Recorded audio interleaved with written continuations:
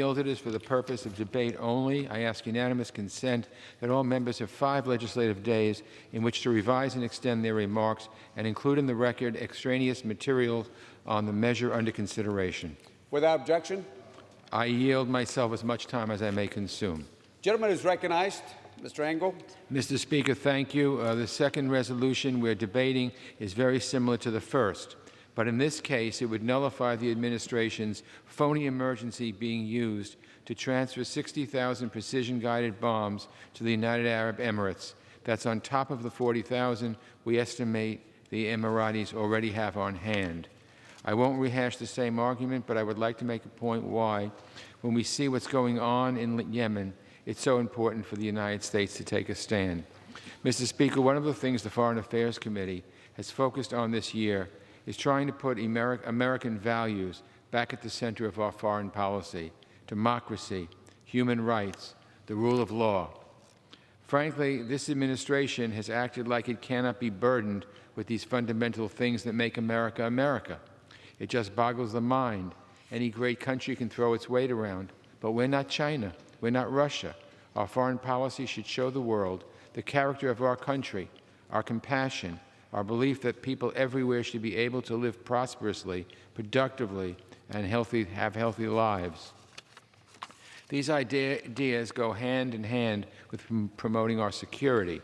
We want more stable, secure countries and communities. Democratic countries are stronger partners for the United States on the world stage. And if we're serious about those values, it means speaking out when we see them trampled, whether they're trampled by an adversary or by a friend. When we turn our back on these ideals, when we strip the word democracy out of the State Department's mission statement, when we look the other way when friendly regimes carry out horrific human rights abuses, when we slash investments in the diplomacy and development efforts that help us build bridges of friendship and understanding, when we walk away from all that, what signal does it send to the world?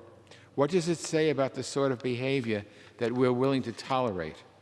I've supported our partners and our partnerships in the Gulf region. I think they're an important counterbalance to the threat Iran poses.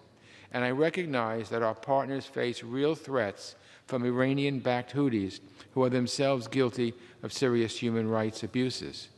But that doesn't mean we should just look the other way in the face of violence and slaughter of civilians perpetrated by our partners.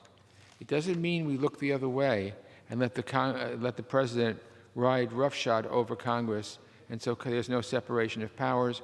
Whatever the President wants, he gets, and Congress just rubber stamps it. Can't be that way.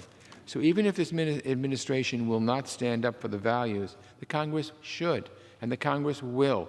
These measures, along with much of the Foreign Affairs Committee's work this year, sends a strong message that our values must guide our foreign policy. So again, it's important for us to help Saudi Arabia. It's important to realize Iran is making trouble. It's important to know that the Houthis are not good people. But it doesn't mean that we give Saudi Arabia or any other country a blank check to do whatever they want, dropping bombs indiscriminately on school children, on buses. We can't just sit idly by and let that happen and continue to send weapons that are perpetrating these crimes.